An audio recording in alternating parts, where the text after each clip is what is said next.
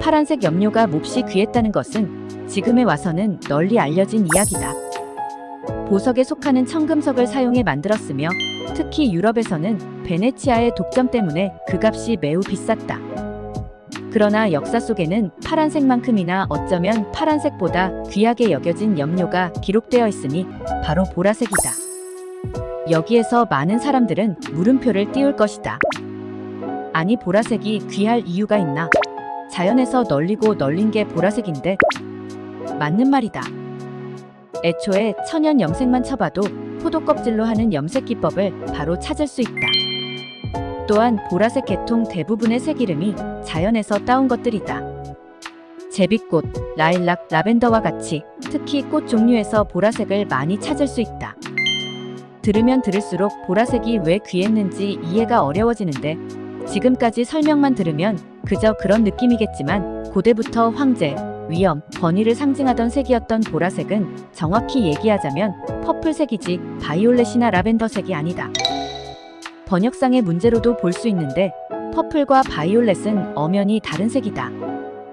바이올렛의 번역명은 사실 청자색인데 일상에서 거의 쓰이지 않고 대부분 그냥 보라색으로 번역된 것이 문제다.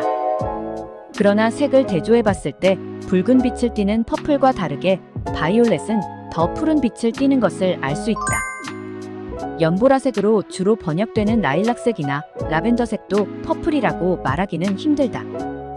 그리고 그런 퍼플 중에서도 특정한 공정을 거쳐서 나온 진하고 위험 있는 보라색들만이 임페리얼 퍼플이라고 불리며 최고급으로 분류되었다. 이게 얼마나 비쌌냐면 기록에 따르면 옷감 450g이 석공의 3년 연봉과 맞먹는다고 나와있다.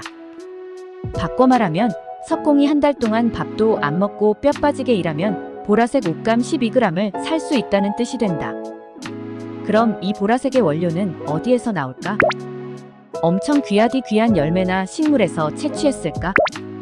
사실 해변가에서 쉽게 볼 수 있는 흔하디 흔한 생물에서 나온다. 바로 바닷가에 널려있는 고둥에서 채취하는 것이다. 지중해 해안가를 다 장악했던 로마에서 그깟 고둥 몇 개 잡기가 어려웠다고 염료 가격을 그렇게 높게 책정했던 것은 아니고 최대한 쥐어짜내도 고둥 한 마리에서 채취하는 원료는 0.0001g 밖에 되지 않았다. 옷감이 450g이면 고둥 400만 개 정도 갈아야 했던 것이다. 이렇게 뽑아낸 원료는 처음에는 무색이지만 이체액을 가공하고 직물에 바른 뒤 햇볕에 말리면 점점 색이 변하고 종국에는 진한 보라색을 띠게 된다. 이런 복잡한 과정을 거쳐야 비로소 임페리얼 퍼플을 얻을 수 있게 되는 것이다. 비잔티움 황제의 상징색이기도 하며 영어 표현인 본 인 더 퍼플도 여기서 나왔다. 대충 금수저, 고귀한 혈통이란 뜻인데 원래는 보라색 비단을 두른 황후 전용 산실 포르피라에서 태어난 아이를 부르는 말이다. 보라색 옷을 입은 어머니와 보라색 비단으로 치장된 산실, 말 그대로 본 인 더 퍼플. 고대시대부터 전해오는 이 기법은 제국의 직물 사업에 큰 발전을 이끌었고 서쪽으로는 교황청, 동쪽으로는 페르시아와 이슬람 상인들이 제국의 비단을 앞다투어 사갔다. 괜히 콘스탄티노플이 비단길의 종점이 아니었다.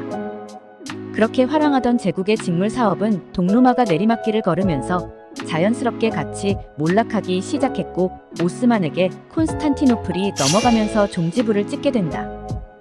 이후 퍼킨에 의해 최초의 합성염료 모브가 개발되면서 보라색은 완전히 독보적인 위치에서 내려오게 된다. 또한 주로 염료 채취용으로 쓰이던 고둥은 염료 수요가 줄어들자 이후 식용으로 쓰이게 되었다고 한다.